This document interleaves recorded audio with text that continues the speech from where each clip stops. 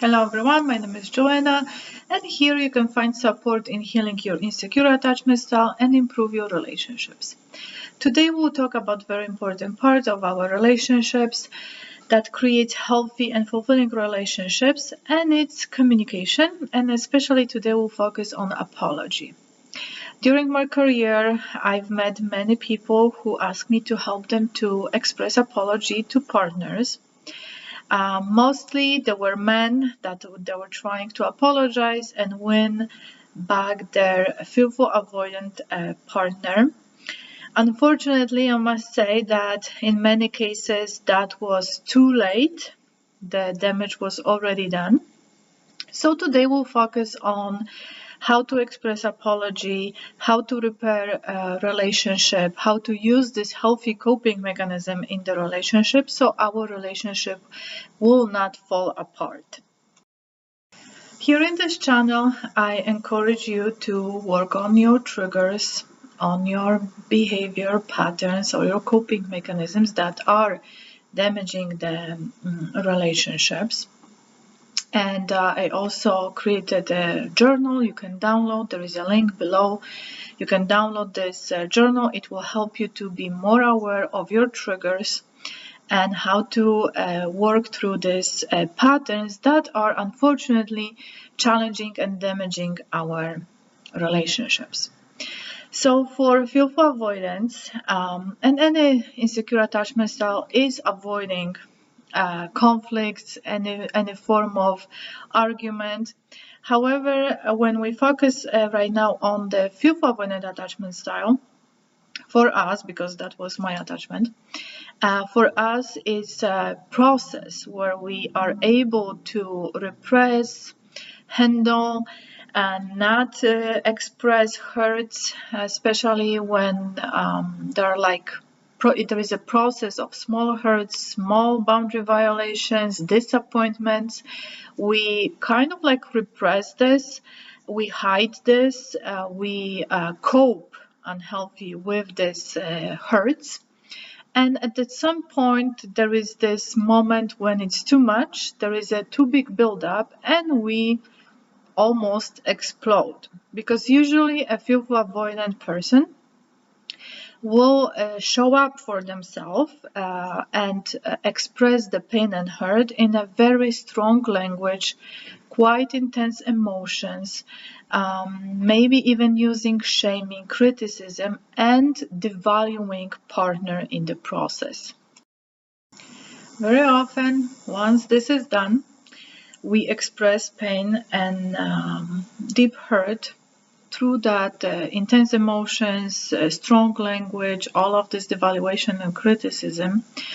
Once we feel like we showed up for ourselves, of course, the partner who is on the receiving end is hurt by that expression.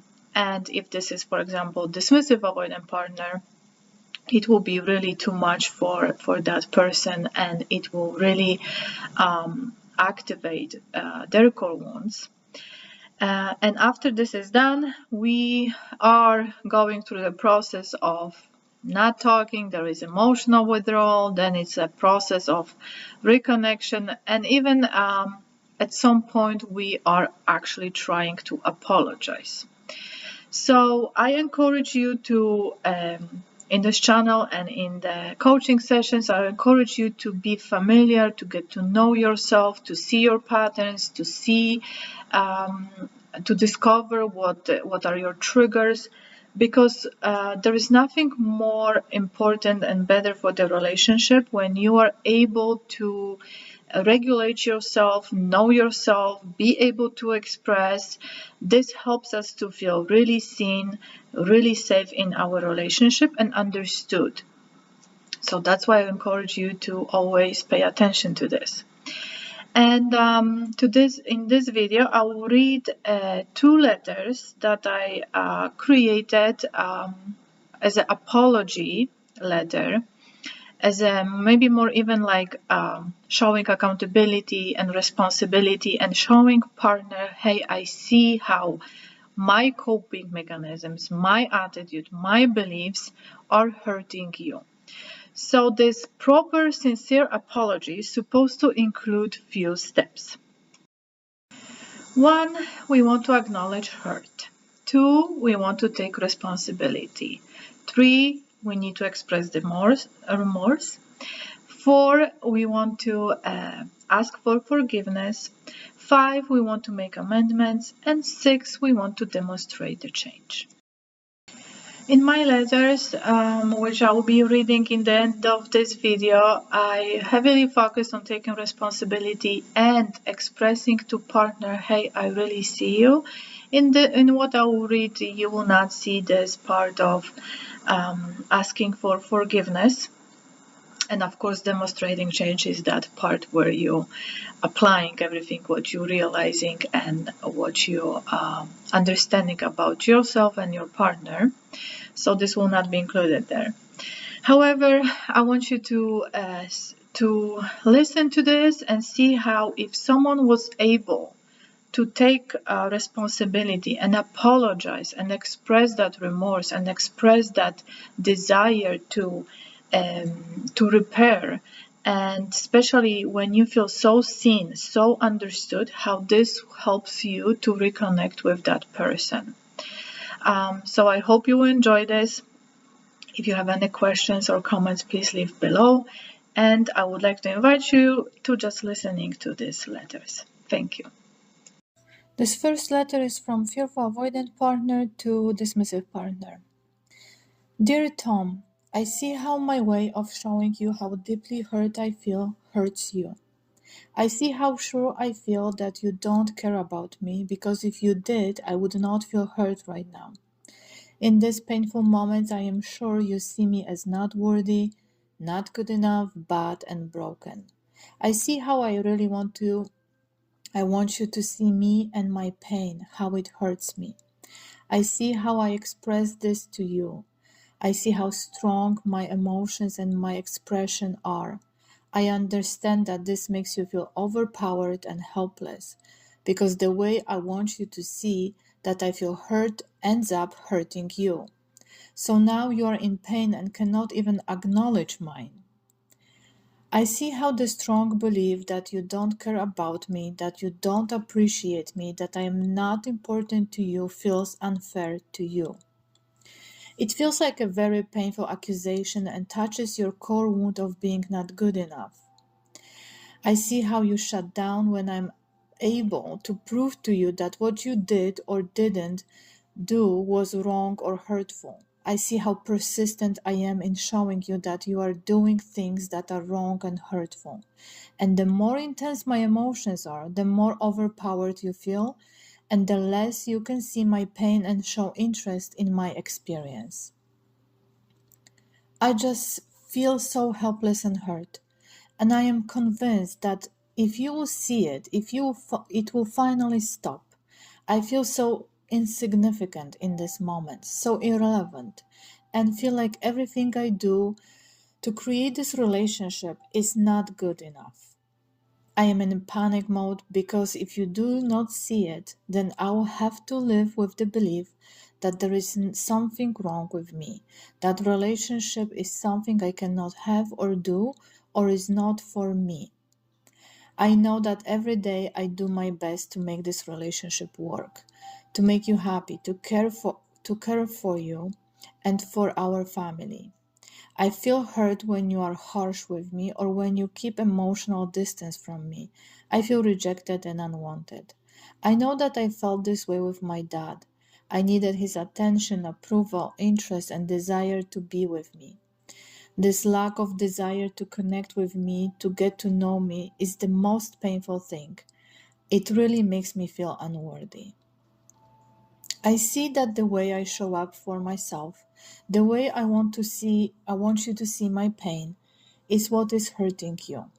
I need to take accountability for my belief that if you cared, if I was important to you, if you wanted me, you wouldn't give me what I needed. You would give me what I need and want, and you would not hurt me. I need to see that what hurts me the most is the belief that you see me as not good enough, bad and broken. And this is why I am showing up for myself so strongly. I need to take accountability for how I express my needs and hurt, how I express my pain to you, so you can actually understand and offer me validation, understanding, compassion, and a desire to create a strong strategy together so fewer and fewer hurts will be part of our relationship. I understand that as long as I approach you with the belief that you don't care and that I am not important, it will be a challenging for you to open and offer me understanding. This letter is to Fearful Avoidant partner. Dear Jess, I see how my way of defending myself and showing you that I do not want to hurt you, that I don't want you to feel hurt, is actually hurting you even more. I see how my lack of expressing needs clearly hurts you too. I see how I try to show you that I did not mean to hurt you in the moments when you are expressing your hurt to me. I see how I start defending myself and trying to prove to you that I did not mean to hurt you or that it was not intentional or not coming from a negative place. I see that this feels like invalidation and dismissiveness of your pain.